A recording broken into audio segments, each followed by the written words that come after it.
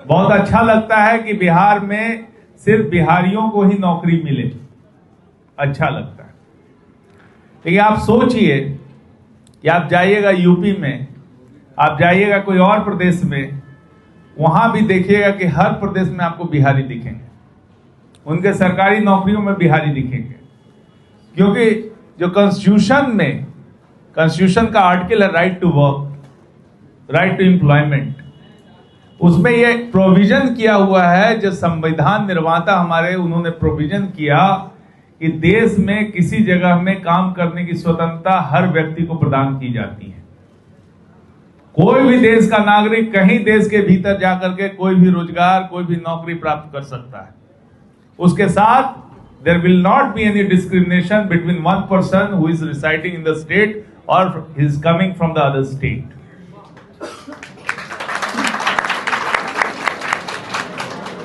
ये संविधान का प्रावधान है। इसलिए किसी भी स्टेट में आप किसी दूसरे स्टेट के लोगों के साथ ये भेदभाव नहीं कर सकते। ये संविधान में हमारे लिखा हुआ है। राइट टू वर्क में ये प्रोविजन है। आप जाकर के कॉन्स्टिट्यूशन का देख लीजिए, आर्टिकल आप पढ़ लीजिए, इसमें साफ साफ ये क्लियर है। अब हुआ ये कि यहां पर लोग एक कंफ्यूजन पैदा करते हैं कि और सब स्टेट में लागू, किसी स्टेट में लागू नहीं है, कि कॉन्स्टिट्यूशनली ये वैलिड ही नहीं है। जैसे ये करना कोई राज्य सरकार करना चाहती है, हर जगह पे प्रेशर होता है, हर जगह पे लोग चाहते हैं कि उसी राज्य में उसी को नौकरी मिले। तो भाई, तो बिहार का आदमी जो है, तो इसको पूरे देश में तो कहीं नौकरी नहीं मिलेगा। आप सोचिए, यूपी में जाइएगा तो कई बिहारी वहां पे काम करते मिलेंगे, एमपी जाइएगा तो एमपी पीसीसी में कई बिहारी आपको मिलेंगे, महाराष्ट्र में मिलेंगे। क्योंकि जो संवैधानिक प्रावधान है उसमें यह है कि रिजर्वेशन जो मिलता है वो स्टेट वाइज मिलता है, हर स्टेट का अपना रिजर्वेशन होता है। तो जितना रिजर्व सीट है उसके लिए आपको उसी राज्य का नागरिक होना पड़ता है। लेकिन जो अनरिजर्व सीट है उसमें देश का कोई भी नागरिक अप्लाई कर सकता है, कोई भी व्यक्ति अप्लाई कर सकता है। यह प्रावधान है और इसके अगेंस्ट में कोई राज्य सरकार, कोई भी सरकार नहीं जा सकती।